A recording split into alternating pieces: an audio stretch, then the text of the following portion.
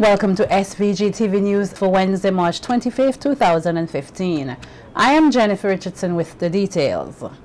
The level of rodent infestation in capital Kingstown is said to be of significant concern to health officials here.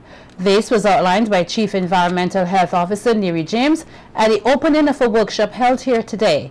The workshop seeks to address the importance of vectors from a health and environment, tourism and agriculture perspective and how each sector is affected. James points out that there are at least 5 times the number of rodents in capital Kingstown than in the villages across SVG.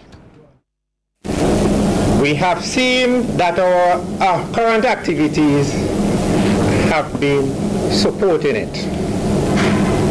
But strangely, we have systems in place.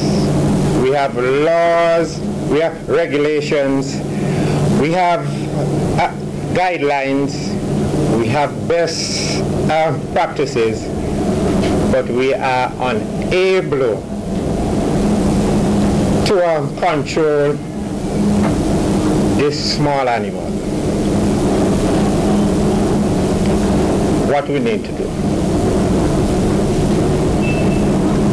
We need to come around the table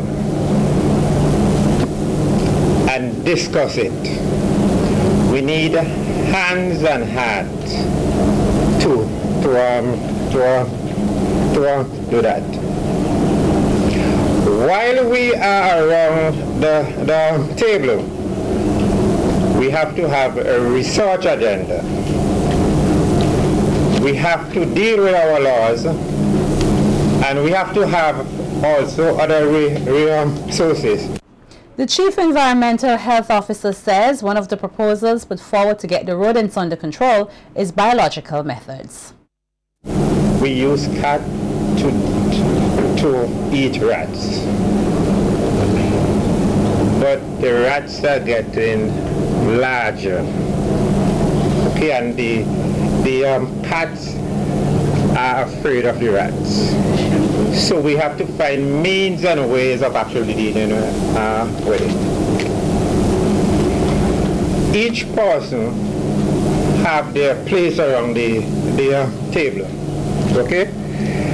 If we fail to come around the table and discuss it, when we leave here, we will be confronted with the issue about rats.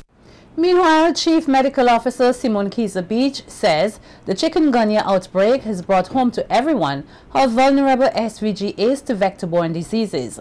She points out that during the months of June to August 2014, the National Insurance Services, the NIS, recorded high levels of sick leave because of the spread of the virus, which also affected those in the health service. If you're not healthy, you cannot work. If you cannot work, we can't produce. We have increased claims on the NIS, so more money is going out and less production is there.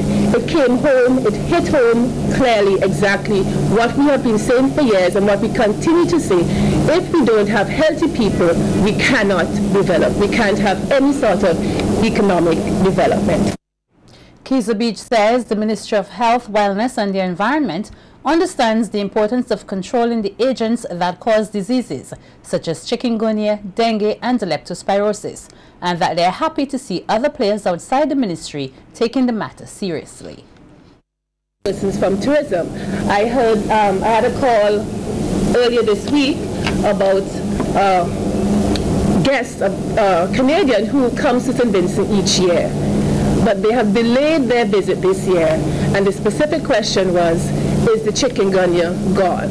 Has it stopped? Is it safe for me to come? Because I don't want to come and get sick and then be incapacitated for the rest of my life. We have significant economic effects of this disease in-house and within health and throughout the entire community economic sector. So we in health, we fully understand the importance of this, the importance of paying attention to the control of vectors. And actually, vector control is a fundamental part of attaining goal number 3 of our National Health Sector Strategic Plan for the year 2015-2019, and that deals with strengthening environmental management systems, and it speaks specifically to reducing the mosquito index. And Medical Officer of Health, Dr. Roger Duncan, says there needs to be vector control methods that are well balanced, that will not disrupt the ecosystem or have adverse effects on public health, but at the same time be able to achieve the goals required to be accomplished. To do this, we need integrated vector control management. And these are a group of strategies that attempt to maintain our fragile ecosystem while ensuring that our levels of vectors are at levels which would not permit for disease outbreak. We know the contribution or the role played by climate change or climate variations on vector breeding. We are fully aware of some of our terrible agricultural practices that promote vector breeding. The increase in international travel and trade allows for the entry of vectors that were previously not present in the region, and chikungunya is a classic example of these. So what we need to find is not a singular way to deal with vector control. We need to be able to have integrated approaches based on building multi-sectoral team. I assume that's the table that Mr. James is speaking about, around which we all should gather, and be able to promote not self-interests but collective interests and national interests.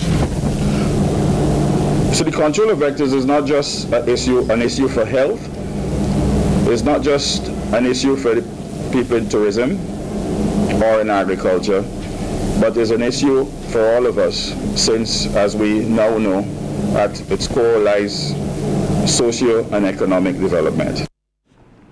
Agriculture technicians here are being joined by their counterparts from across the region at a two-day workshop designed to address the development of capacities for the micro-propagation of plants, in particular roots and tuber plant species. This workshop is part of a program of activities for an agricultural development plan that is currently being implemented in the CARIFORUM region. The other participating countries are Antigua and Barbuda, Belize, Dominica, Grenada, St. Kitts, St. Lucia, and Trinidad and Tobago.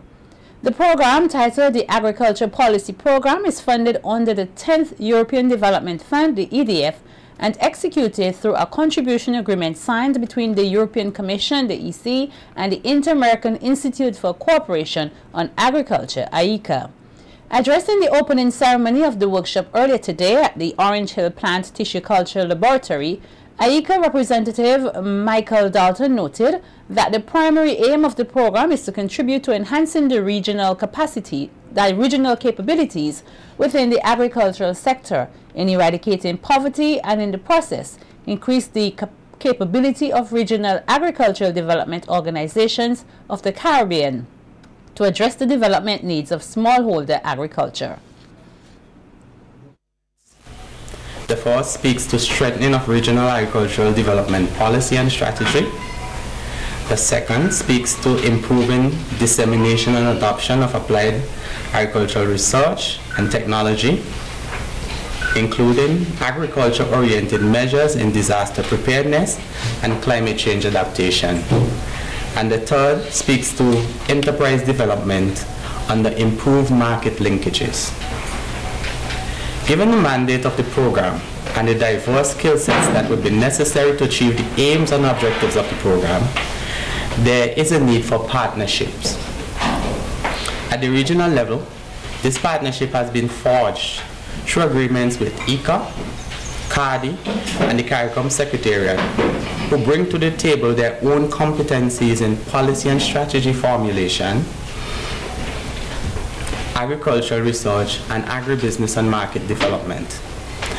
This workshop is held as part of the second component, which speaks to agricultural research and development and technology and innovation, for which CARDI is the implementing agency.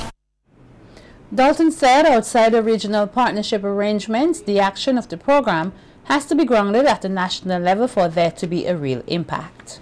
This is where we leverage on the important relationships that we have with key stakeholder agencies, particularly the Ministry of Agriculture, And some of our private sector organizations, such as Vincy Voice, which is our agro-processing organization, pig producers organization, just to name a couple. And those that I named are those who are direct beneficiaries in the third component that ECO will be addressing directly. Thus, you see the presence of the partners in this small forum that we have here today, indicating our interest and participation in not only this workshop, but also in the broader mandate for the agriculture policy program. The lead facilitator at the two-day workshop is Vincentian biotechnologist Rohan MacDonald. St. Vincent and the Grenadines will this Friday host the first meeting of the OECS Council of Agriculture Ministers. The meeting will be held at the National Insurance Services, the NIS Conference Room, commencing at 8:30 a.m. Ministers of Agriculture and senior officials from across the OECS region will be represented at the all-day meeting. Areas to be discussed include the OECS growth and development strategy, the links with agriculture, revitalizing and the agricultural sector, reducing the region's large food import bill, governance arrangements for implementation of the OECS Agriculture Plan of Action, and the ongoing and proposed agriculture projects managed by the OECS Commission and industry partners.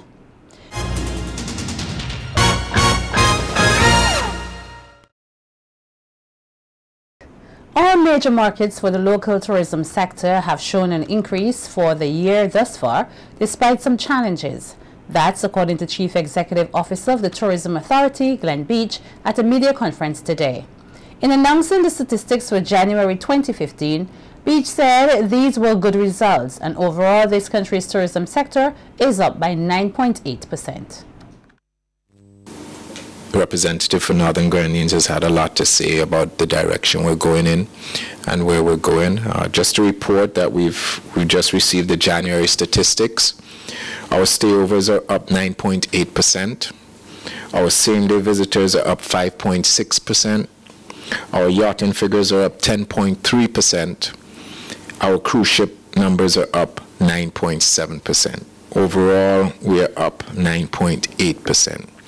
All of our major markets are up. The USA is up 0.3%, so you could say that remained flat. Canada up 15%, which is not surprising when you look at the statistics and you look at the research. Their outbound travel will continue to grow, and Canadians are known for that.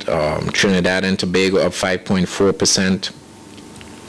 United Kingdom up 17.8%. The Tourism Authority CEO said his department will continue to focus on marketing this country as a good destination for travelers. He also pointed out that the international airport is a significant attraction that has visitors curious about the multi-island destination. We're hoping to do some things to get some more people to visit during the off-season, let them see St. Vincent and the Grenadines as a place to be, no matter what time of year it is. Tourism Authority continues to market the destination, do some public relations to make sure we push it as much as possible. And to let you know, if you've noticed, a lot of the articles that we've been mentioned in basically they've been speaking about the airport, speaking about getting to St. Vincent and the Grenadines and enjoying it for what it is. So we continue to speak to all of these different publications and media houses about St. Vincent and the Grenadines, continue to do familiarization trips with them, focus on our diving, our yachting, which are two of our stronger niche markets, and the romance sector, and push it as much as we possibly can. SVG and the Republic of Ecuador has moved one step closer towards strengthening bilateral relations with the signing yesterday of a Memorandum of Understanding on cooperation for the learning and perfection of the English language for diplomats. The agreement was signed by Minister of Foreign Affairs Camilo Gonzalez and Ambassador of the Republic of Ecuador accredited to SVG, His Excellency Galo Yepes Holguin. The initial phase of the agreement provides for Ecuadorian diplomats to travel to SVG for a period of 6 months on a work-study program, which is geared towards understanding the Vincentian culture and the improvement of English language levels for these diplomats. SVG and the Republic of Ecuador established relations on August 1, 1989. Recently, both countries have been working towards the creation of a closer bilateral relationship. Currently, Ecuador is assisting SVG with the construction of 3 bridges on the leeward side of the island that were destroyed during the December 2013 floods. The St. Vincent Grammar School young leaders held a symposium yesterday to discuss the challenges faced by youths when using the internet and the positives of technology and how it can be incorporated with their studies. The event was part of their 2015 Young Leaders program aimed at sensitizing the public, particularly students, about responsible internet navigation. President of the St. Vincent Grammar School Young Leaders, Alron Harry, says the symposium sought to give young people the opportunity to explore some of the dangers encountered while surfing the World Wide Web, as well as to discuss the positive that can come from the internet and determining the ways in which technology can be used to assist in their educational journey. This national symposium that we are hosting today is part of our public sensitization campaign, where we seek to raise awareness of digital citizenship and to educate the public on how to be good digital citizens. In keeping with our sub-theme, we wanted to find a way to deal with the various cybercrimes as well as other problems related to the use of technology, as we are aware of the important role that technology plays in nation building. This is what led to the organization of such an event. The main aim of this symposium is to unite all the young leaders of the nation with the leading technological entities of the nation to discuss the theme, digital citizenship, responsibly navigating technology, and to find out what is being done to ensure responsible navigation of technology on a national level. Minister with responsibility for information communication and technology, Camilo Gonsalves, in his keynote address, compared growing up in his time to the generation now, describing now as a technological age. Gonsalves says adults don't really understand the problems that the youths encounter on the internet today. He added that most young people are also unaware of how easy it is to make a mistake that will forever remain somewhere on the internet. And we old people don't have a frame of reference to understand those implications. We can tell you that you have to be smart and you have to be responsible, but we have never faced the choices that you have to face. Because when people my age did dumb things, only other people my age knew about it. And if we don't talk, our parents never knew, our schools never knew, and our children will never know. That will not happen to any one of you. Your dumb decisions will live on forever. Forever. Your grandchildren will be able to Google you and see the stupid things that you did when you were 14, 15, 16, 18 years old. Because what you do will live on forever. Gonsalves further urged the students to be cautious of what they put online and expressed his pride in the St. Vincent Grammar School young leaders for hosting the event. Your employer will Google you, and your employer will see who you hang out with, what your likes and dislikes are. And your employer will make decisions not just based on what you give them on your CV, but based on your digital presence, who you are online. And none of us have had to deal with those sorts of challenges. Because like I said, my dumb ideas and the stupid things I did were done in front of 4, 5, 10 people. And they didn't tell my mother and father, and so nobody knows. It's different for each and every one of you. So you will have things to think about that we did not have to think about. And it's an important thing to reflect on. $10,000 is up for grabs in the newest Vincentian talent competition, sponsored by Digital SVG Limited and Third Eye Security Systems SVG Limited. The talent competition will take the form of karaoke and will be judged in 9 zones, beginning with Zone 1 in Sandy Bay. According to the organizers, 2 performers will be chosen from each location to compete in the zonal round of the competition, which will go into a semi-final round, and then the grand finale, which will be held in October. Managing Director of Third Eye Security Systems, Harvey Graham, says since the inception of his business a few years ago, they have been in search of a worthwhile venture to give back to their valued customers within the communities and to unify the nation through wholesome entertainment. He says they are happy to be on board with the Vincy Voice competition. Is electronic security company established here over 6 years ago. And since our introduction to St. Vincent and the Grenadines, we have always wanted to get involved in something national, to give back to St. Vincent and the Grenadines. As a good corporate citizen, we want to practice good corporate behavior. The activity is dubbed Vincy Voice, and it is a national karaoke competition that will take us throughout the length and breadth of St. Vincent and the Grenadines. At every shop, bars, and other entertainment spots where persons, young, old, and not so old, will get together and sing karaoke for fun. This time around, you will be doing it for a reward or award or prize. Member of Vincy Voice Planning Committee, Junior Bacchus, says during the competition there will be lots of giveaways. He is encouraging Vincentians to attend the shows, adding that the committee is working to make the event as entertaining and engaging as possible. We have not had something, to challenge our young people, to challenge our voices to compete for something. So the thought was that a way we could bring out that kind of talent from the various communities. We thought that karaoke is something that is catching on, and we should find some way to formally capture all these talent and bring it out and reward those persons at the end of the day. So, representing the platinum sponsor Digicel, Juno Diroche, says her company is happy to be able to assist in social development and in shaping Vincentian talent. As we've been here in operation, we have done great things, and it's through the customers we have done so. And we will continue to provide value, great service to the people in St. Vincent and the Grenadines, and we are just happy to be on board with Third Eye to carry Vincy Voice through the length and breadth of this country and to give back to the people who continue to support us and make it happen for us year to year.